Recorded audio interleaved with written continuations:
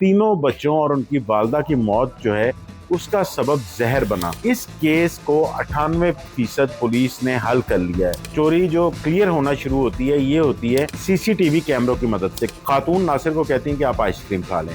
Police को मुबैना तौर पर कुछ कैप्सूल हैं वो मिलते हैं जिनके बारे में कहा जा रहा है कि जहर इनमें मौजूद था। बहुत बड़ा सवाल ये था कि ये जहर आया कहाँ से, जहर को देने का मकसद क्या था, ये सवाल अभी बाकी है। अस्सलाम वालेकुम नाज़रीन, मैं हूं आपका मेज़बान नोमान शेख। आप देख रहे हैं एक्सप्रेस एक्सक्लूसिव। नाज़रीन, गुज़िश्ता व्लॉग में हमने वेलेंशिया टाउन में 3 बच्चों और उनकी वालदा की हलाकत के बारे में बहुत सारे हक़ाइक़ से आपको आगाह किया था। इसके बाद हमें कमेंट्स बॉक्स में बहुत सारे सवालात पूछे गए जिनके जवाबात लेकर मैं आपकी खिदमत में हाजिर हूँ।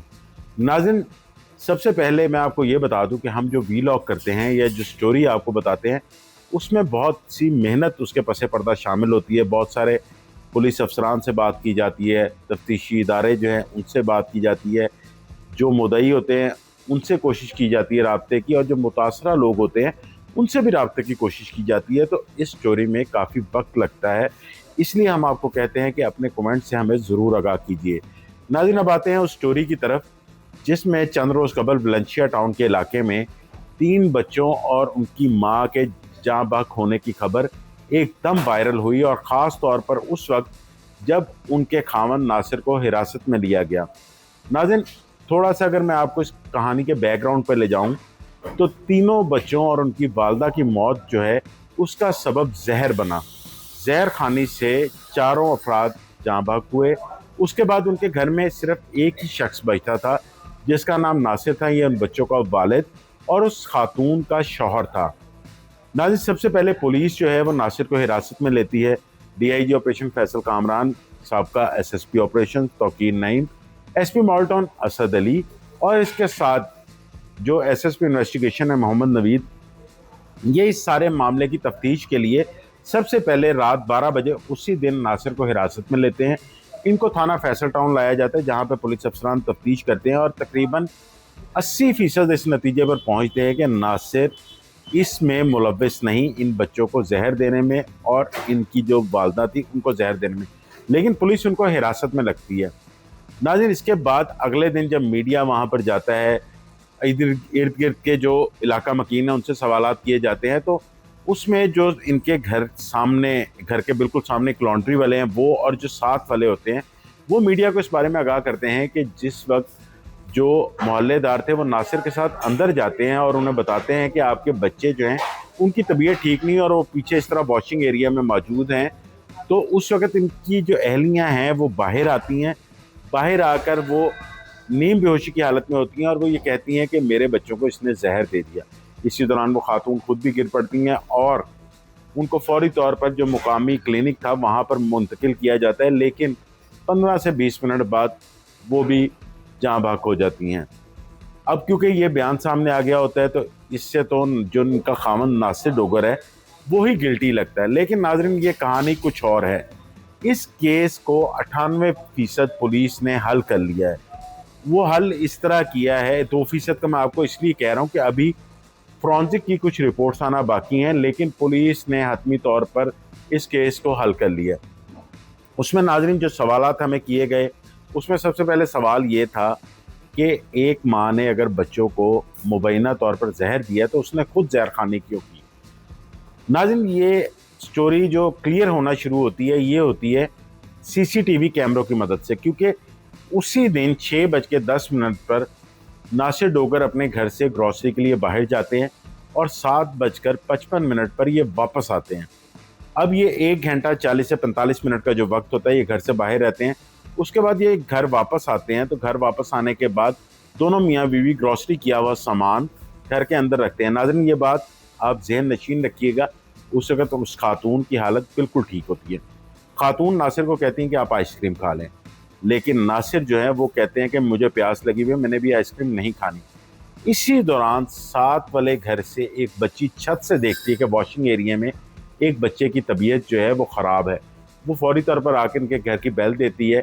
इससे पहले नासिर अपनी बीवी से ये पूछ चुके होते हैं कि बच्चे कहाँ पर हैं, और वो इसका जवाब देती है कि बच्चे अपने कज़न्स के साथ मूवी देखने के लिए गए हैं।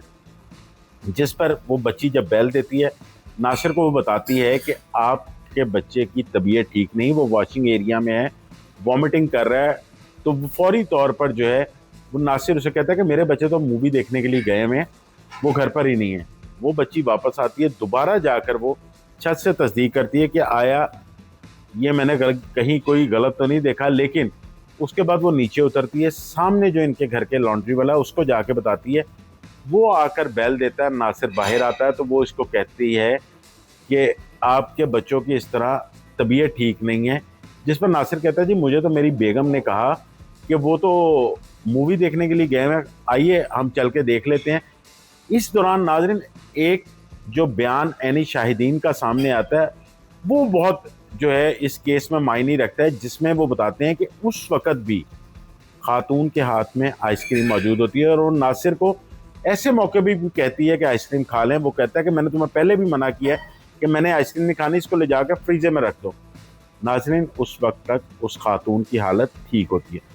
اب ناصر جب پیچھے جا کر دیکھتا ہے کہ بچے جو ہیں وہ حالت غیر میں ہیں، اس کو لگتا ہے کہ بچے شاید جو ہے وہ سانس نہیں لے پا رہے، تو اسی دوران فوری طور پر ان کی جو اہلیاں ہیں وہ کار پورچ میں آتی ہیں. ان کی طبیعت بھی ایک دم خراب ہو رہی ہوتی ہے اور وہ آ کر کہتی ہیں اس نے میرے بچوں کو زہر دے دیا ہے. جس پر علاقہ مکین جو عینی شاہدین ہے وہ یہ سنتے ہیں اور خاتون گر پڑتی ہیں.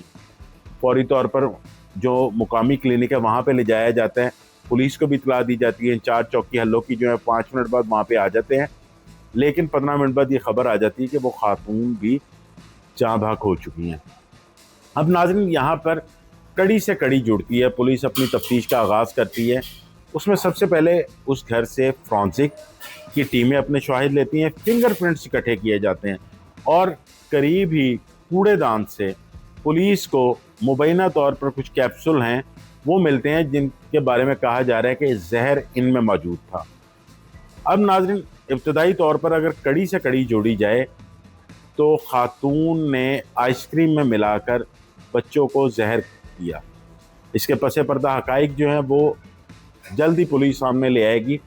لیکن اس کے بعد جب ناصر گھر میں آتا ہے تو گھر میں آنے کے بعد جب اس کو بھی آئس کریم کا کہا جاتا ہے تو وہ کھانے سے انکار کر دیتا ہے. لیکن جب ناصر کو پتہ چلتا ہے کہ بچوں کی حالت غیر ہو چکی ہوئی ہے، خاتون کی کوشش تھی کہ ناصر کو بھی زہر دیا جائے.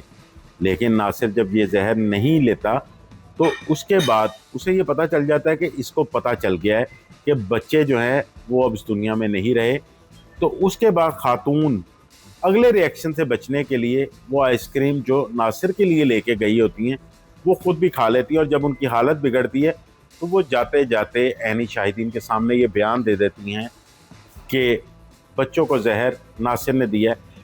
جبکہ ناظرین جو ابھی تک میڈیکل رپورٹس ابتدائی ملی ہے، کیونکہ ابھی میں نے جیسے آپ کو بتایا بہت ساری رپورٹس آنا باقی ہیں جس میں فرانزک کی، اس کے علاوہ جو میڈیکل رپورٹس ہیں وہ بھی آنا باقی ہیں، لیکن ابتدائی پوسٹ مارٹم رپورٹ جو آ چکی ہے جس میں یہ پتہ چل رہا ہے کہ معدے میں کچھ زہریلی چیز گئی اور اس کا انفیکشن پھیلا اور اس کی وجہ سے یہ چاروں جہاں بحق ہوئے. تو خاتون جو ہے وہ زہر خود بھی لے لیتی ہیں اسی آئس کریم میں ملا ہوا. اب ناظرین ایک بہت بڑا سوال یہ تھا کہ یہ زہر آیا کہاں سے. تو ناظرین جو ابھی تک میری تفتیشی ذرائع سے بات ہوئی، پولیس افسران سے بات ہوئی، تو انہوں نے بتایا کہ ایک خاتون کا نمبر بھی ٹریس ہوا ہے ان کے موبائل سے جو ان کے ساتھ رابطے میں تھا، اور مبینہ طور پر پولیس اس تک پہنچ چکی ہے، اس کو بھی شامل تفتیش کر لیا گیا. لیکن جیسے کہ میں نے آپ کو بتایا کہ پولیس جو ہے اگلے 36 گھنٹے میں اس کیس کو کلوز کرے گی، صرف اور صرف فرانزک رپورٹس اور دیگر چیزیں آنے کے بعد.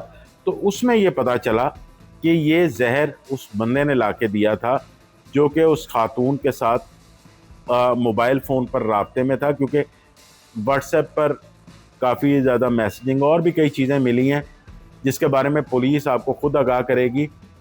اب اس زہر کو دینے کا مقصد کیا تھا یہ سوال ابھی باقی ہے. اس میں بھی جو پولیس افسران سے میری بات ہوئی تو ان کا یہ کہنا تھا کہ کچھ چیزیں جو ہیں وہ پولیس کی پریس کانفرنس کے لیے بھی ابھی رہنے دیں.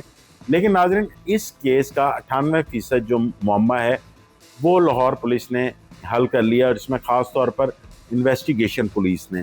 تو باقی کی جو 2% رپورٹس ہیں اس میں کچھ شواہد کا انتظار ہے، وہ جیسے ہی آئیں گی ہم آپ کو وہ بھی ضرور بتائیں گے. ناظرین DIG انویسٹیگیشن جو ذیشان رضا ہیں وہ اس کیس میں خصوصی دلچسپی رکھتے ہیں کیونکہ چاروں جاں بحق 3 بچے اور ان کی والدہ امریکن نیشنل تھے، اور امریکن نیشنل ہونے کی وجہ سے فورن میڈیا کی بھی بہت زیادہ نظر اس کیس پر ہے، کیونکہ چند روز قبل ایک واقعہ لاہور میں اور بھی پیش آیا تھا جس میں فورن نیشنل جو لڑکیاں تھیں پاکستان آئیں کسی کاروباری سلسلے میں، اس کے بعد مبینہ طور پر ان کو زیادتی کا نشانہ بنایا گیا۔ میڈیا نے اس کیس کو بہت ہائی لائٹ کیا، اور اس کے بعد DIG آپریشن فیصل کامران نے ایک پریس کانفرنس میں تمام حقائق سے آگاہ کیا، ان ملزمان کو بھی حراست میں لیا گیا، تب جا کر فورن میڈیا میں اس کیس کو ٹھنڈا کیا گیا۔ لیکن اب کیونکہ 4 امریکن نیشنل ہلاکتوں کا معاملہ تھا تو فورن میڈیا اس پر بھی نظر رکھے ہوئے، اسی وجہ سے اب صرف اور صرف فورنزک رپورٹس کا انتظار ہے، اور اس کے آنے کے بعد 100% پولیس یہ کیس حقائق کے ساتھ میڈیا کے سامنے لے آئے گی۔ ناظرین، اپنی رائے سے ہمیں کومنٹس باکس میں ضرور آگاہ کیجیے گا، کیونکہ آپ کی رائے ہمارے لیے بہت معتبر ہے۔ آپ کی رائے سے ہمیں تقویت ملتی ہے کہ ہم آگے چل کر ایسی سٹوریز پر کام کریں اور آپ کو جو پس پردہ حقائق ہیں ان سے آگاہ کریں۔ ناظرین، اگر آپ کو یہ سٹوری پسند آئے تو لائک اور شیئر ضرور کیجیے گا۔ مجھے اجازت دیجیے، جلد حاضر ہوں گے ایک نئی انویسٹیگیٹو سٹوری کے ساتھ۔